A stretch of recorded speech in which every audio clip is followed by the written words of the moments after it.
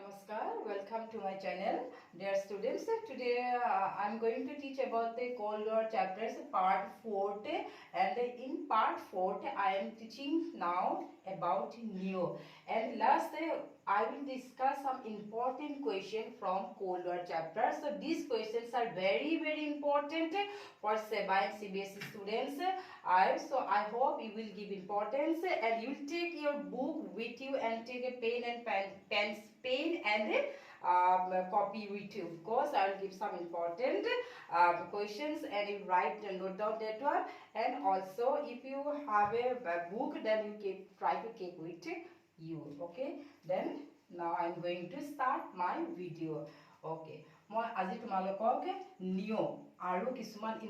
বহুত important question আনসাৰ্স discuss কৰিম cold war চেপ্টাৰটোৰ পৰা শীতল যুদ্ধ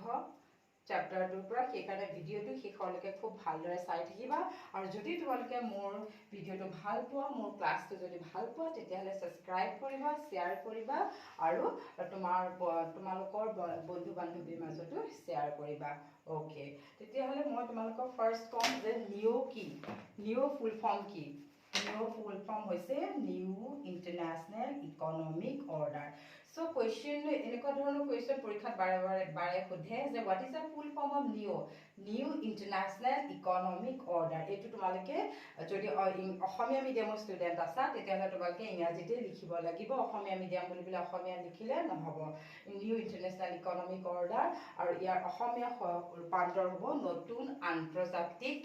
অৰ্থনৈতিক শৃংখল আৰু এই নিউটন কেতিয়া আহিছিলে ঠিক আছে মই সেইখিনি বিষয়ে কৈছো যেতিয়া পৃথিৱীখন দুটা ভাগত ভাগ হৈছিল when the world divided between two groups we know one was led by USA another one USSR এটা নেতৃত্ব লৈছিলে USA আৰু আনটো নেতৃত্ব লৈছিলে USSR আৰু নামে তেতিয়া সেই মুহূৰ্ততে নাম থাৰ্ড ব্লক হিচাপে কি হৈছিলে ইমাৰ্জ হৈছিলে আৰু তেতিয়া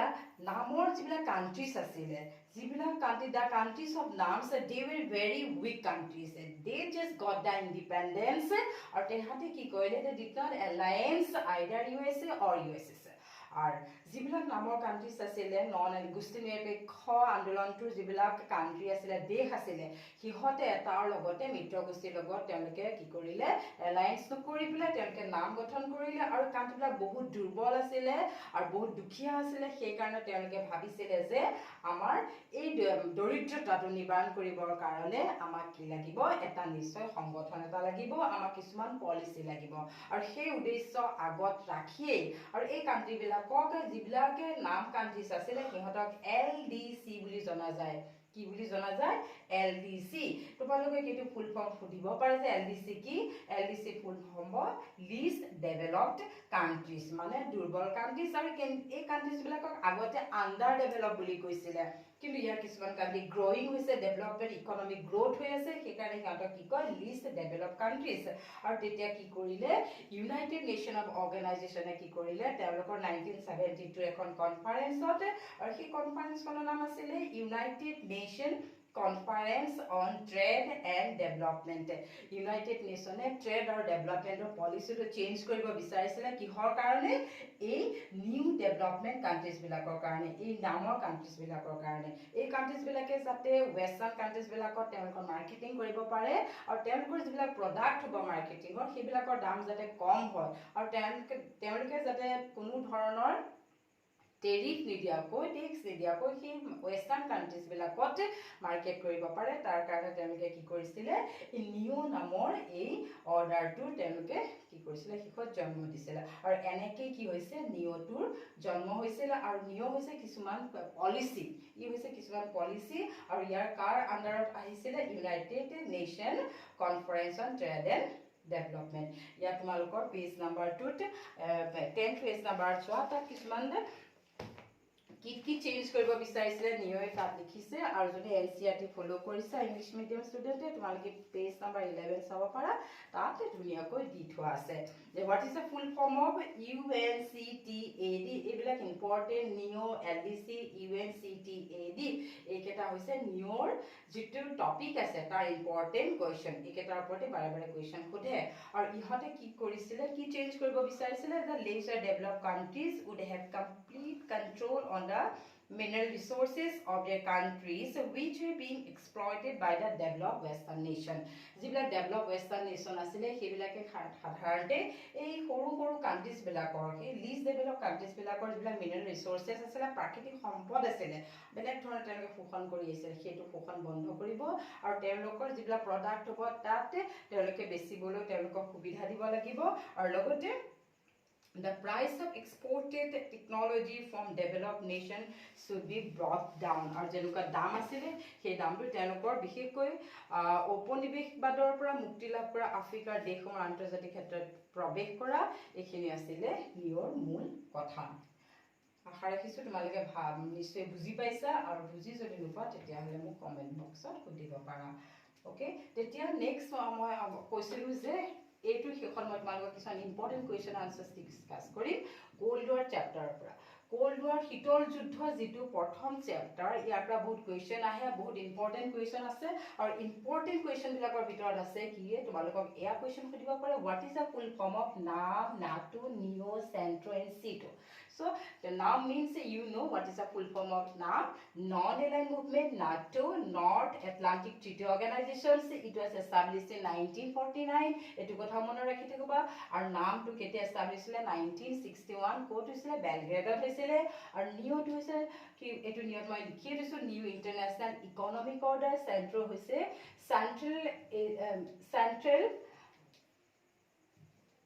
Central Treaty of Organization or C2 হৈ গৈছে Southeast Asian Treaty Organization এখিনি ফুল ফৰ্মুলা তোমালোকক সুধিব পাৰে আৰু নেক্সট কৈছে ফাৰ্স্ট নাম সামিট where and where মানে এটো বহুত important question where and when the first নাম সামিট held in কোট আৰু কেতিয়া প্ৰথমে গুষ্ঠি নিৰপেক্ষ সন্মিলনখন আৰম্ভ হৈছিল কেতিয়া হৈছিল 1961 তে কোট হৈছিল বেলগ্ৰেডত কোট হৈছিল বেলগ্ৰেডত কেতিয়া হৈছিল 1961 মনত ৰাখিবা বেলগ্ৰেডৰ 1961 তে কি হৈছিল নামৰ প্ৰথম অধিৱেশনখন আৰম্ভ হৈছিল দা নাম summit held in 1961 Belgrade that was no another name of this summit was Bandung conference মনত ৰাখিবা Bandung conference যেতিয়া মই গ্ৰুপ বি বহা মই তেতিয়া তোমালোকক Bandung conference ৰ ওপৰত কম okay তাৰ পিছত আৰু এটা ইম্পৰ্টেন্ট কোৱেশ্চন আছে dear students you will have to know this one allied force and axis force what is allied force and what is axis force মিত্ৰ শক্তি আৰু ঐক্য শক্তি বুলিলে কি বুজা তোমালোকক মোৰ আগৰ ভিডিওটো প্ৰথম ভিডিওটোতে কৈছিলো কি allied force আৰু axis force মাজত কি হৈছিল সেকেন্ড ওয়াৰ্ল্ড ওয়াৰ হৈছিল আৰু এই সেকেন্ড ওয়াৰ্ল্ড ওয়াৰ পৰিণতি হিচাপে allied force কি হৈছিল জিতিছিল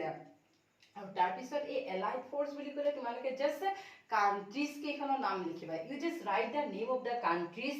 those are this force allied force যিখিনি আছে কি কি আছিল তোমালোকে মনত ৰাখিবা USA USSR France আৰু UK আৰু এই কেখন কান্ট্ৰি কি হৈছে এটা কথা মনত ৰাখিবা USA আৰু USSR এই দুখন কান্ট্ৰি কিহৰ মেম্বাৰ হৈ আছে UN Security Council of Permanent Member হেয়া মনত ৰাখিবা France আৰু ইফালে UK ঠিক আছে তাৰ পিছতে এক্সিস ফোৰ্সত কোন কোন আছিল জাৰ্মানি জাপান আৰু Italy and Germany Japan Italy so these are known as what axis force okay next I have an important very important question 4 marks ahe yat khudi thake 5 founder members of NAM write any 5 founder members of NAM 5 jone ase founder members aru hekhini moi tumalokok di disu sai loba mor description boxত মই তাৰ নামখিনি দি দিম বা তোমালোকে page নাম্বাৰটো মই কৈ দিছো সেই পেজ নাম্বাৰটোতে তোমালোকে পাই যাবা পেজ নাম্বাৰ 9 ত আছে সুন্দৰ কথা দি থোৱা আছে তাৰ পৰা তোমালোকে লিখিব পাৰিবা আৰু যোনে CBSE NCERT বুকখন ফলো কৰিছে তেওঁলোকে পাব পেজ নাম্বাৰ 10 তে ওকে তাৰ পিছত আহি গ'ল তোমাৰ eastern and western alliance very very important question what do mean by eastern and what do mean by western alliance so when Europe was divided between two parts I told you one part is led by USA another one USSR those part led by USA United States of America they were the west part of the Europe. These countries alliance with what western so that's why western USA and these countries are known as what western alliance and the countries those smallest countries alliance with USSR they were known as what eastern arms control treaty তোমালোকে পাই যাবা page number 14 NCERT বুকত arms control treaty খিনি 14 ত আছে বহুত দৰকাৰী very very important LTBT আৰু ইয়াত আছে NPT Limited Test-Ban Treaty, Non-Proliferation Treaty, আৰু এখন military treaty আছিলে দুখন military alliance treaty, সামৰিক চুক্তি ইয়া হৈছে অস্ত্ৰ নিয়ন্ত্ৰণ চুক্তি এটো হৈছে সামৰিক চুক্তি তোমালোকে লিখিব লাগিব পেজ নাম্বাৰ 6 ত আছে চাই লবা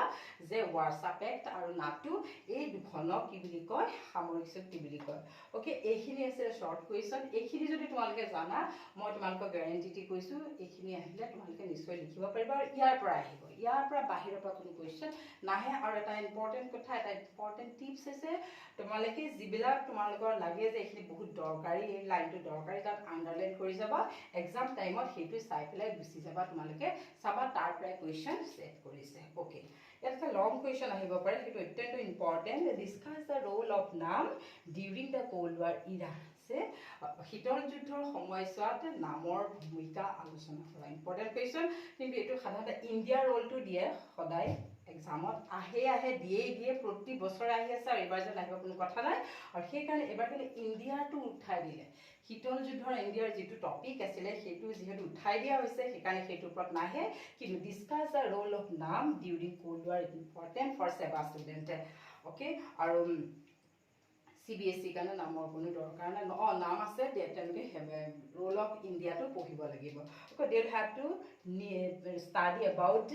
what as a leader of NAM the role of India so another important question what is Cuba missile crisis আৰু এটা আছে what is cold war মানে কি শীতল যুদ্ধ হৈছে এনেকুৱা এটা পৰিস্থিতি যেটো পৰিস্থিতিক আমি কি বুলি কওঁ ideological war between two super power আদৰ্শগত যুদ্ধ এক উত্তেজনামূলক পৰিস্থিতি কোনো প্ৰকৃততে যুদ্ধ নহয় ওকে আৰু যদি কিবা কনফিউজ থাকে তেতিয়াহলে তোমালোকে মোক সুধিব পাৰা আৰু যদি ভিডিওটো ভাল লাগিছে তোমালোকে ইয়াকে শেয়াৰ কৰিবা সাবস্ক্ৰাইব কৰিবা আৰু আজিলৈ ইমানখিনি থ্যাংক ইউ